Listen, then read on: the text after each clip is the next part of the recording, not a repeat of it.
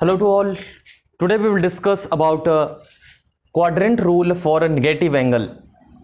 आप सबको ट्रिग्नोमेट्री में पॉजिटिव एंगल यदि दिया जाता है तो उसे कैलकुलेट करना आप सब जानते हैं। समस्या आता है जब बात आती है नेगेटिव एंगल की, चाहे आपके स्कूल के एग्ज़ाम के लिए हो या फिर उन स्टूडेंट्स के लिए जो हायर इंजीनियरिंग मैथमेटिक्स पढ़ रहे होते हैं।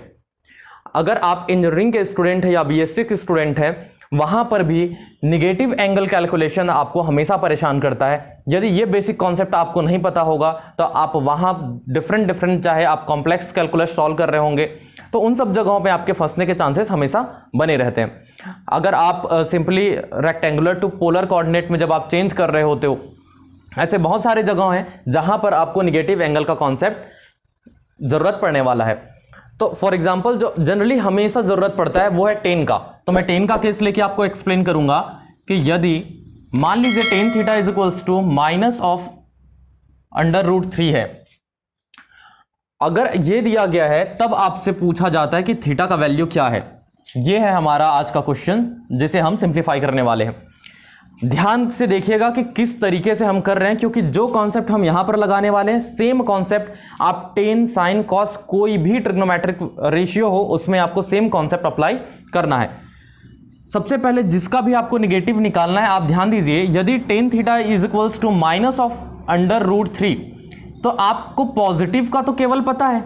मीन्स यदि आपको टेन थीटा का वैल्यू √3 पॉजिटिव में होता तो theta is equals to 60 degree, ये तो आपको पता है, या फिर आप लिख सकते हैं इसको π/3।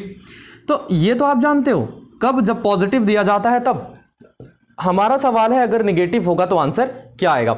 इसके लिए सबसे पहले आपको क्वाड्रेंट को समझना होगा, और क्वाड्रेंट में आपको पता है यदि ये एक्स एक्सिस और वाई एक्सिस, एक्स एक्सिस को स्टार्टिंग 0 लेते हैं, आपको पता है ये हो जाता है आपका 90 डिग्री, जिसको आप π/2 लिखेंगे, ये हो जाएगा पाई 180 डिग्री, दिस इज 3π/2 एंड वापस दिस इज 2π। ये बेसिक आपको रूल पता है। साइन कन्वेंशन की यदि हम बात करें, क्योंकि मैं टेन का ले रहा हूं इसलिए मैं टेन की बात कर रहा हूं, आपको पता है कि ये होता है ऑल स्कूल टू कॉलेज। मतलब ये है कि यहाँ पे सारे पॉजिटिव होते हैं, यहाँ पर साइन और उसका इन्वर्स पॉजिटिव होता है, यहाँ पे टेन और कॉट पॉजिटिव होता है, यहाँ पे कॉस और उसका उल्टा सेक पॉजिटिव होता है, उसके अलावा बाकी सारे निगेटिव होते हैं। हमें क्वेश्चन में बोला गया टेन का वैल्यू निगेटिव। टेन निगेटिव कहाँ पे होगा? तो टेन निगेटिव जो होना है यहाँ और यहाँ, तो टेन पॉजिटिव है, मतलब ये दो जगह हैं, दो क्वाड्रेंट है जहाँ पे टेन का जो वैल्यू है वो निगेटिव होगा। पहला स्टेप जो आपको करना है वो यही है कि आपको ये चेक करना होगा कि किस क्वाड्रेंट पे वो निगेटिव है।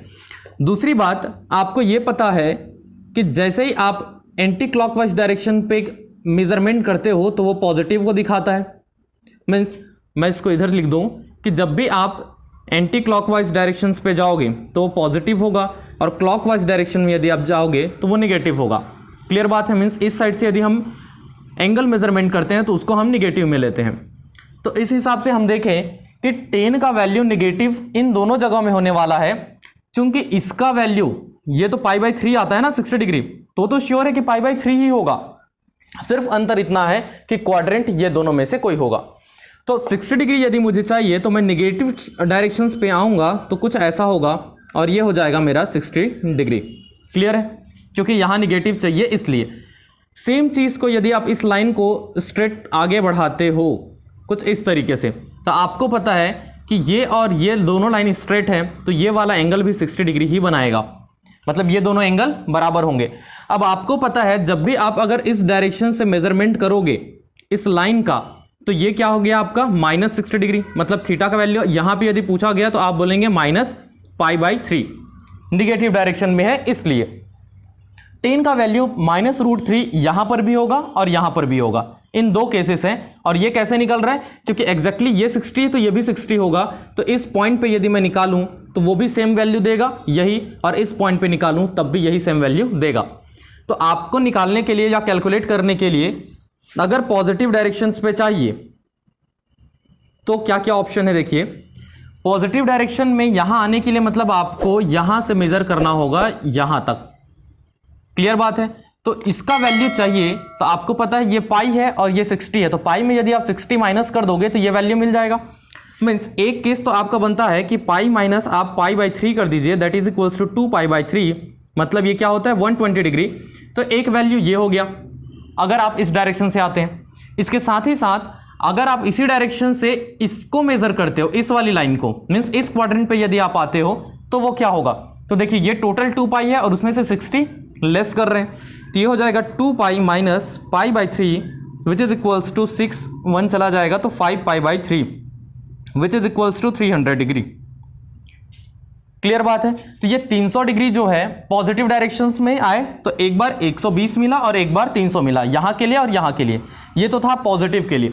अगर आप निगेटिव डायरेक्शन में यदि आप जाते हो, मैं बात करूं निगेटिव डायरेक्शन की,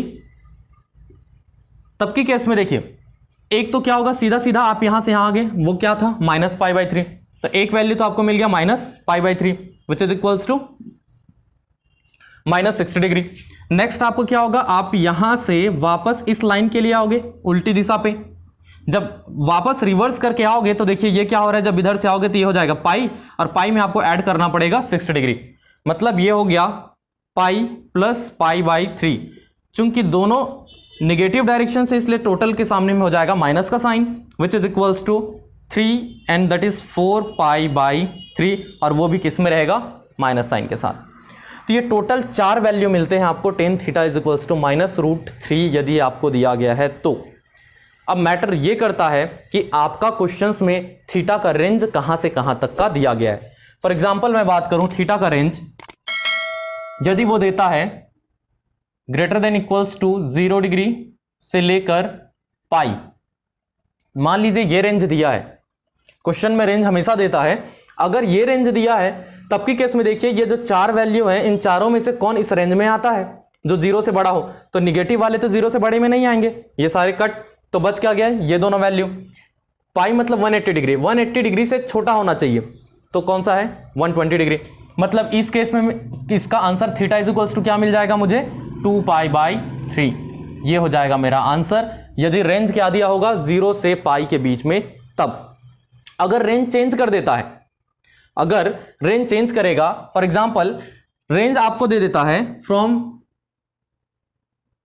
माइनस पाई से पाई के बीच, मान लीजिए दूसरा रेंज आपको ये दिया है, तो इसके हिसाब से आपका थीटा का जो वैल्यू होगा इस क्वेश्चन के लिए वो होगा थीटा इज इक्वल्स टू जो माइनस पाई में हो, तो देखिए माइनस वाले कौन से हैं, ये भी है 4 पाई बाई 3 और ये क्या है 60 डिग्री, तो माइनस 180 डिग्री से जो बड़ा हो और पॉजिटिव 180 डिग्री से जो छोटा हो, तो इनमें से क्या कोई केस मिल सकता है, तो डेफिनेटली पॉजिटिव केस ये वाला तो मिलेगा एक, तो एक वैल्यू तो हो जाएगा इस केस में theta is equals to 2 pi by 3, एक ये हो जाएगा। दूसरा यदि हम बात करें तो minus 60 degree means minus pi by 3, ये वाला वैल्यू भी लाई करता है, और जिसकी यदि हम बात करें तो ये वाला जो है वो उससे भी आगे का केस है, तो यहां पर जो वैल्यू ये हो जाता है आपका 240 डिग्री माइनस साइन के साथ, तो ये नहीं आएगा, तो हमारा आंसर क्या होगा theta is equals to 2 pi by 3 and minus pi by 3। अगर रेंज ये दिया है तो उसी तरीके से आपको ध्यान में रखना है कि रेंज क्या दिया है, किस रेंज के लिए आपको वैल्यू कैलकुलेट करना है, किसी भी केस में किसी भी रेशियो के लिए आपको दे सेम यही कॉन्सेप्ट लगाइएगा, आपका आंसर आएगा। मोस्ट ऑफ द टाइम आपको जो चीज़ें मिलता है 0 से पाई के बीच में मिलता है, वैसे भी 10 का टाइम पीरियड पाई होता है, इसी बीच में आपको मिलता है, इस कारण आपका आंसर जब भी आप कन्वर्जन करते हो तो theta is equals to 2 pi by 3 ही आपका आता है। अधिकतर लोग परेशान रहते हैं कि सर 2 पाई बाई 3 क्यों आया, हम इसकी जगह पे माइनस पाई बाई 3 क्यों नहीं लिख पाते, तो इन सब की चीज़ के पीछे का कारण बस यही है। उम्मीद है आपको सारा चीज़ समझ में आया होगा। So stay safe, keep learning, thank you.